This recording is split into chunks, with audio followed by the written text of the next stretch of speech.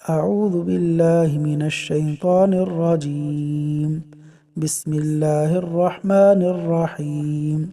مشکلات ختم کرنے والا وظیفہ۔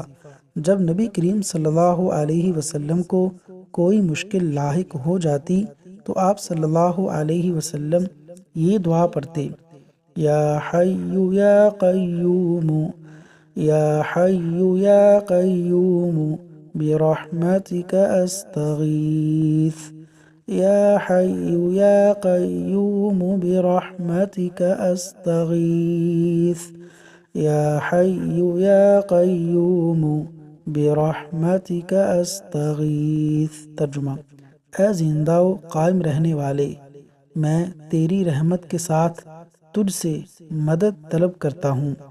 سنن ترمذی حدیث نمبر 3524۔ اللہ تبارک و تعالی ہمیں تمام مشکلات سے نجات عطا فرمائے۔